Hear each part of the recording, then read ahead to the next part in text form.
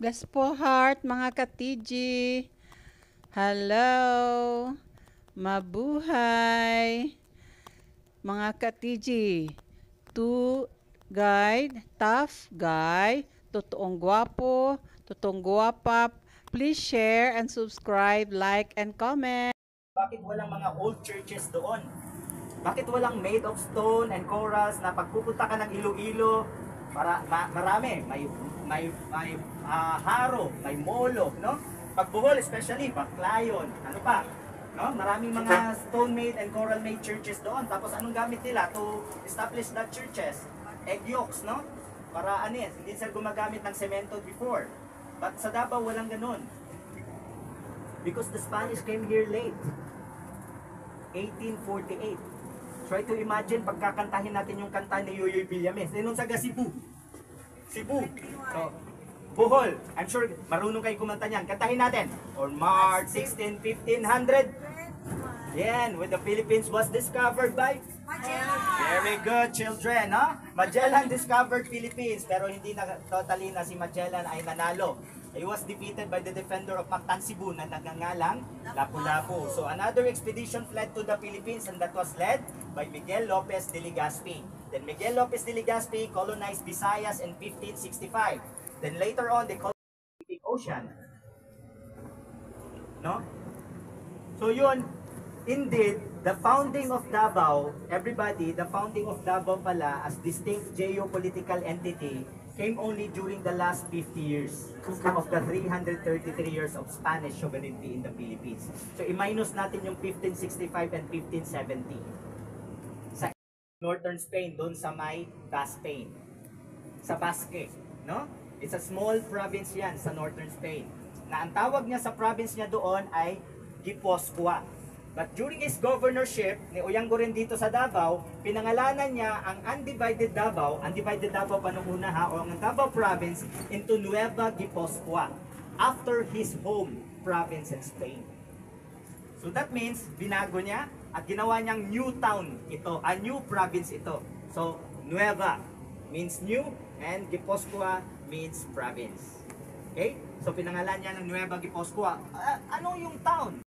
And then, supportahan natin sila kasi that's their time to shine, no? Kasi nakakaba kaya pag mag-tour ng tour guides, no? Oh, yes. Ano pa? Ancient Visayan pa. Okay. Okay, everybody, we would like to welcome everyone ang dating hiyas ng Katiil na si Angel. Not Angel Luxin, but Angel ng Katiil. A round of applause. All right. Okay, Angel, this is your time to shine. And then, ito yung ano, Ma'am Angel. And then, sandig lang kadira, ma'am. And then, muni mong mic. Okay, so kung natin mga announcement. Okay, ma'am. Pahinga muna ako, tour guides. Mabuhay o madayaw to all, hi po, and to all the members of the Philippine National Tour Guide Association, madayaw na timprano, and madayaw na pag-abot sa banwa ng Katiil. Hi po, everyone. Kumusta po kayo dyan sa likod? Narinig po ba ako? Okay. So, kami po, a member of KTL Tour Guide Workers Association.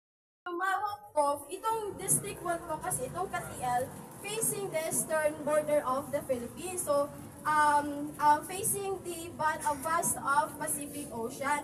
Kaya, yung mga alon po dito ay malalakas. Kaya, mostly ng mga resort owner po ay lagi po nila pinagsasabihan yung mga tourist, na yung mga visitors na pumupunta, na lagi po mag-swim with precaution. Kasi po, malakas po talaga. At kung pansin nyo po, dito sa San Antonio, maraming resort po dito. Sino nakakakilala sa isang vlogger po na Becoming Filipino? Sino nga yun? Okay, sino yung kanina po? Si Ma'am. Okay, so may ref magnet po kayo sa akin. Okay pa.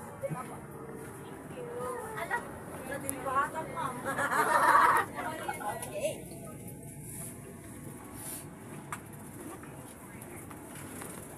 Alam niyo din po na ang KTL is ito po yung tinatawag na the rice galing of the Escos kasi marami po talagang variety dito ng rice. And actually po, sa Katian, may variety of rice po kami sa Davao na binibinta doon. Then, ang Katian, it consists of 16 barangays. 5 out of 16 barangays, meron po kaming 5 coastal. Yan po ang San Antonio, Poblacion, Baybay, Mainit, and also the San Antonio. Take a picture po. Tingin-tingin po kayo. Alam nyo itong Papag Beach is ito yung pinakamatagal na natapos na beach dito po. Mga 4 to 5 years siya natapos. Kasi po yung river dito, is matagas po talaga siya. Opo. Then, kaunti lang yung mga river. Pero ang 5 years, madali lang yan. Doon sa amin, mas matagal. Bakit po matagal doon, sir? Kasi sa po sa Maliwagwag is wala pa po siyang wifi ngayon. Pero pag po Dito, wala. dito may ibang mga wifi po, pero wala po talaga ang signal po. Sabi niya, wala daw. May mga area po talaga. Ano bang ibig sabihin ng aliwagwag na? Okay. Doon po tayo. Si Kayla naman ng kahit po pasimuro, ayun, yung nakasandal puti. Oo, akala nila maganda tignan, pero hindi. It's so much.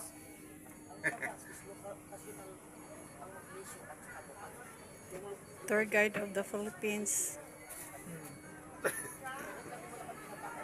Mga lain-lain nga delegates, na Bohol, o Luzon, Visayas, and Mindanao nga delegates.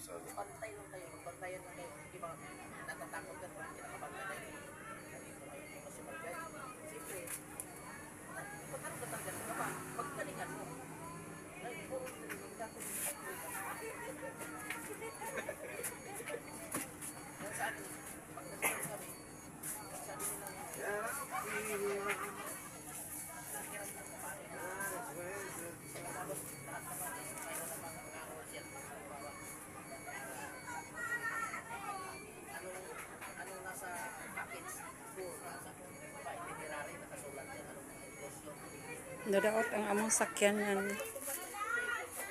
Muna nga, nanganaog ang tanan. Ako nanaog kay nag-CR. Pero sila nanganaog kay gilaay sa sakyanan. Stretch out.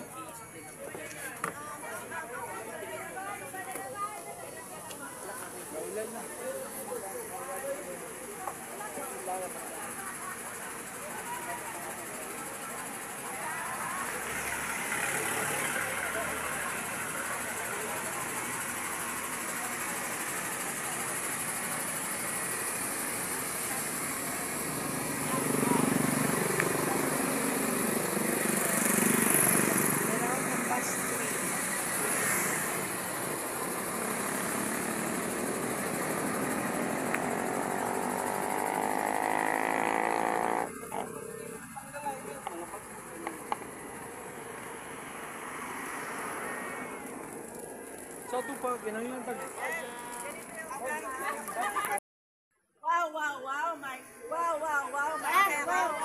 Hindi ngayon kaya pa Pagkiluwag na ganito naman, wow! Pwedeng wow. Ganyan ka nga nargalang ang ganyan. Sige na!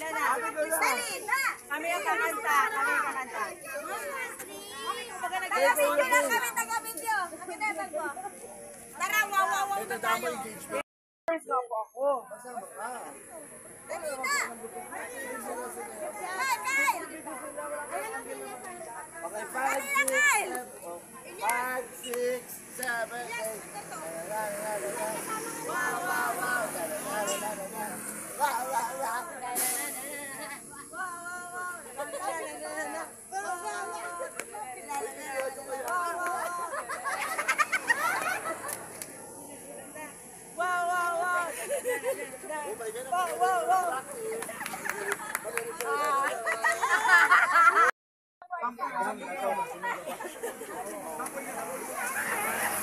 Yung mga lalaki walang entry.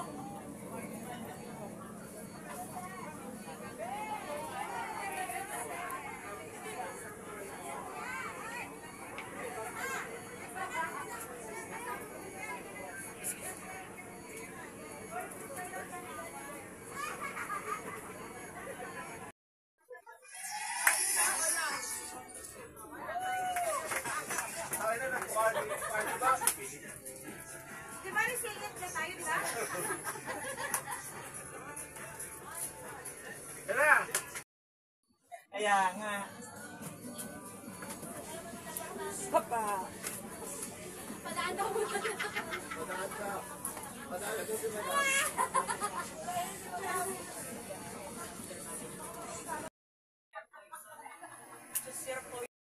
Sir, sa tourism yung pera talaga. Kaya ini-encourage din kami ng aming mayor, Honorable Mayor Emilio Sinonias, na merong community guide. At ayun, nag-support din po siya ngayon na event ko.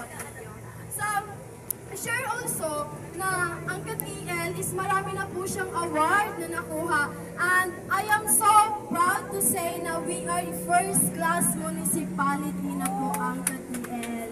Yes, out of how many, sa District 1 po, out of 5 or 6, nyo pong bumalik dito sa KTL, try nyo ng October kasi dito po na ang KTL po nag-celebrate po siya ng Kuto Festival. Alam nyo po ba kung ano yung Kuto? Kuto! Ibig sabihin po ng Kuto is festival po siya na bago mag-harvest ng mga rice or bago mag-start planting of rice, yun pong ginagawa na ritual muna ng mga ninono namin. So, pero kakain muna tayo. Mamaya na. So, pagbaba po, dahan-dahan lang po ha. Kasi pupunta po tayo doon sa taas. Bago pupunta sa fort. Madaya na pag-abot. Yes po, madaya na pag-abot sa Padua ng Kapihan. Fly.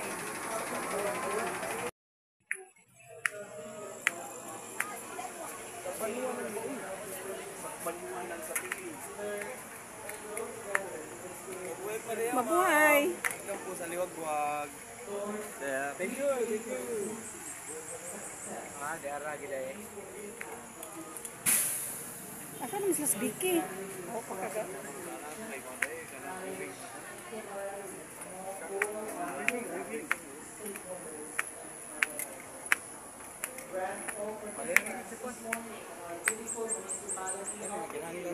Energy, passion, and purpose to serve our visitors with dignity, integrity, and the true meaning of hospitality.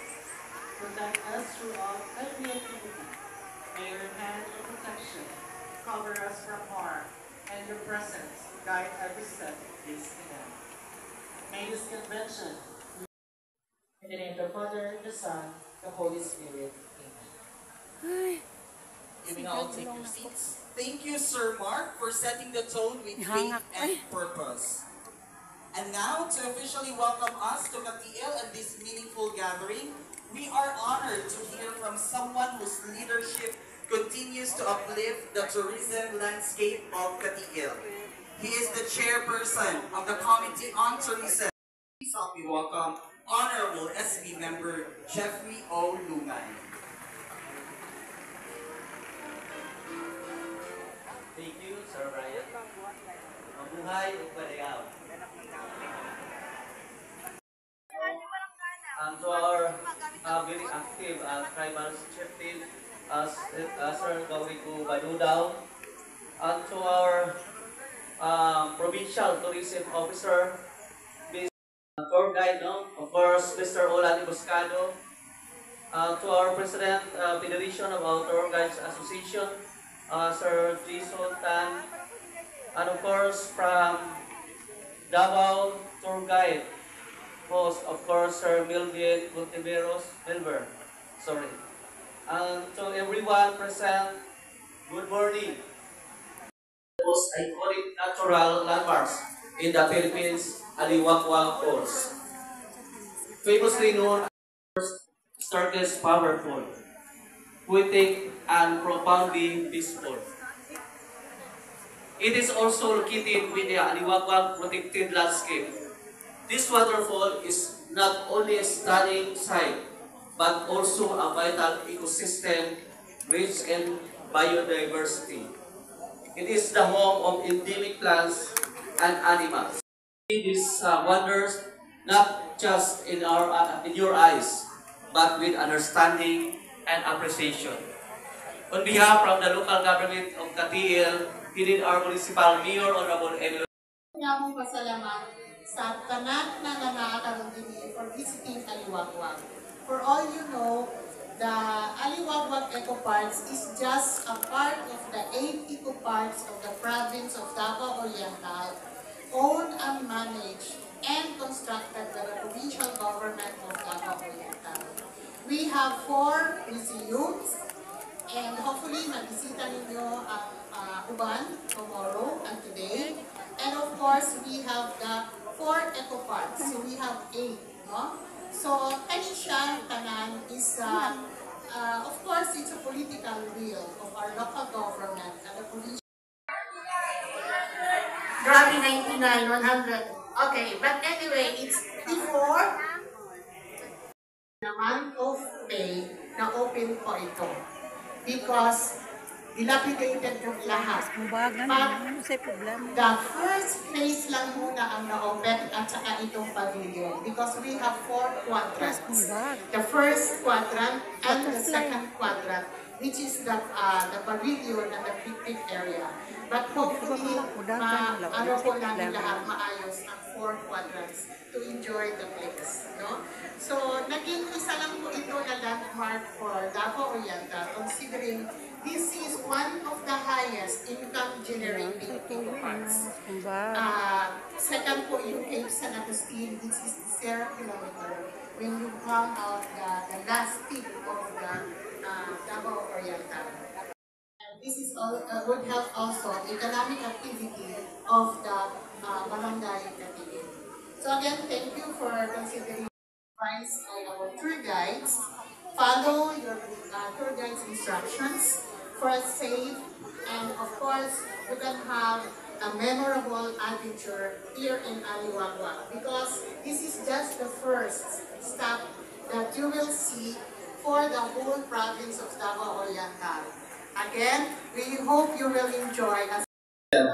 Prepare to be amazed and feel the beat of Kutu, a local pre-harvest ritual turned cultural celebration that echoes our people's gratitude and abundance. Here is a cultural dance presentation by the Davao Oriental State University Katiel Campus Performers. Palakpakan po natin sila.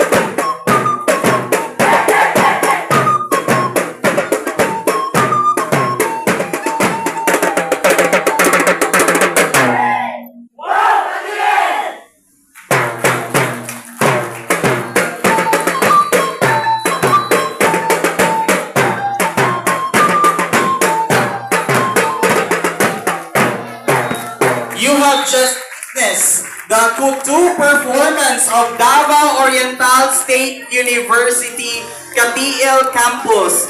It is part of the cultural presentation during the celebration of the Araw ng Katiil every 29th of October. So during October 29 every year, we are celebrating not just the Araw ng Katiil but also Kutu Festival. That's why we are inviting you to come back on October and celebrate the culture of Katiil with us. It is a week-long celebration of culture and heritage.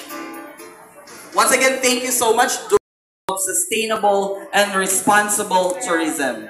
Let us now hear from our beloved Municipal Mayor, Honorable Emilu C. Nunez, who is represented by Municipal Administrator Mr. Sherwin P. Maganda.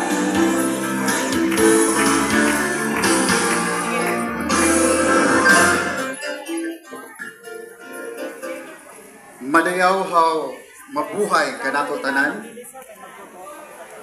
Before I will give the speech of Mayor Emilu, SP Member, Committee Chair on Tourism, Honorable Jeffrey O. Lungay. Good morning, Councilor.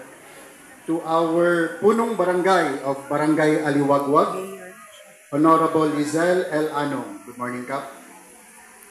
Our Provincial Tourism Officer, Ms. Lirna Palohino. Good morning, ma'am.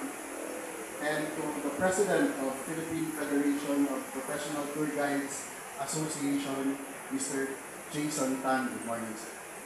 Of course, I will not forget the people who worked so hard to make this national summit here in Aliwagwag possible. To our tourism consultant. So this is her message to all of us. Good morning to all our esteemed guests, tour guides from across the country, tourism officials, and partners in promoting our local heritage. Municipality's local chief executive, I am filled with immense pride to share with you the best that Katiil can offer. Katiileños are known for their hospitality, and I hope that the moment you set foot on our humble town, you have felt that right away. It truly gives us pure joy to see our guests enjoying and relishing the beauty and mystique of Katiil. This year's theme, Weaves and Wonders, tour guides preserving natural and cultural heritage through responsible tourism, could not be more timely and meaningful. Just share na nandito ngayon, coming from different places all over the Philippines. Nakagaya, palalim pa ang inyong kaalaman, mas mapalawak pa ang inyong koneksyon, at mas mapatatag pa ang inyong commitment sa responsible tourism. As we celebrate both weaves and wonders, our crafts and our natural gems. Thank you very much, Mr. Sherwin P. Maganda, our Municipal Administrator, who represented our Municipal Mayor, Honorable Emilu C. Nunez. Of course, we would not be gathered here today without the driving force of our professional tour guiding community. We now recognize and acknowledge the presence of the man leading the Philippine Federation of Thank you very much, Sir Ryan. To the Honorable Emilu Nunez, the good Municipal Mayor of Katiil, represented here by Municipal Administrator Sherwin Maganda. To the Councilor Jeffrey Lungay, the Committee Chair of Tourism. To Cap Lizelle Anong, the Punong Barangay of Barangay Aliwagwag. To the Provincial Tourism Municipal Tourism Officer, Sir Mark De Leon. Mabuhay o madayaw. Maayong aga sa inyong tanan, magandang umaga sa inyong lahat. Good morning.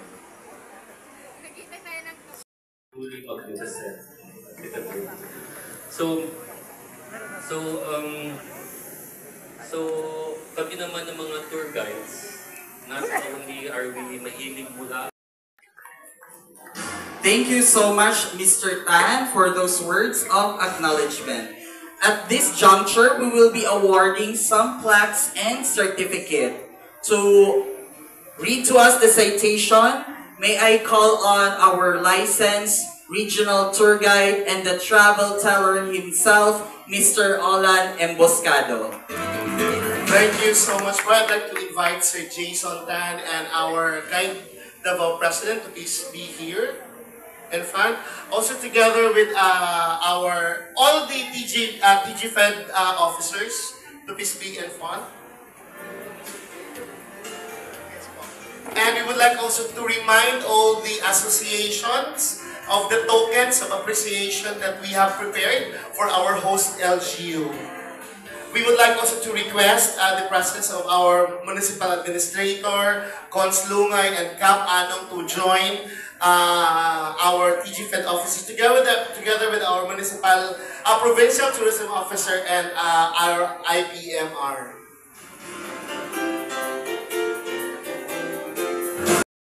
The municipality of Katiel in sincere appreciation of your invaluable 2025 at the province of Davao Oriental. Your wholehearted support and meaningful involvement brought this special gathering of Filipino tour guides to life, fostering camaraderie, inspiring pride in our heritage, and strengthening the spirit of unity within the guiding community.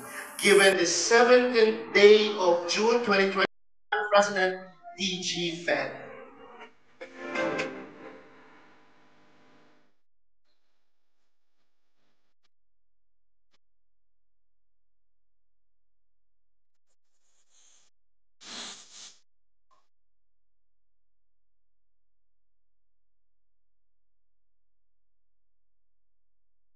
Magistos of Davao Oriental, our dialect is Davaoenyo. So the superlative of the adjectives, you just add AY.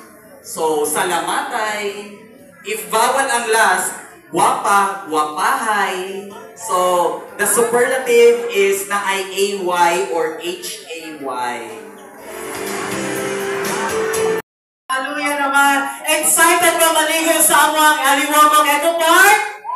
Yes, excited. Caution lang kay our water is, Tagalog po, caution lang po, our water in Aliwagwag Eco Park is, for me, cold as ice. So, nga na. So, of course, later on, I know you'll be wearing your swimwear attire. So, just enjoy the water and refreshing feeling you would feel after emerging on our Eco Park. So, just a few reminders po. I know some of the important safety precautions have been already announced by our Provincial Tourism Officer, Ma'am Lirna.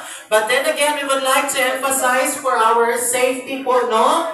So first, then po, the National Tour Guides nakasali po sa ating convention ngayon sa pagligo. For your safety po, para later, doon po sa baba, we have also put some yellow tapes for the precautions. Ibig sabihin po ng yellow tapes, bawal na po tayo pumunta sa area na iyon.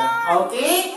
Also, we would like to announce that on this morning until 12 noon, our entrance here at Eco Park and environmental fee is for free para sa inyong lahat. Give thanks to our provincial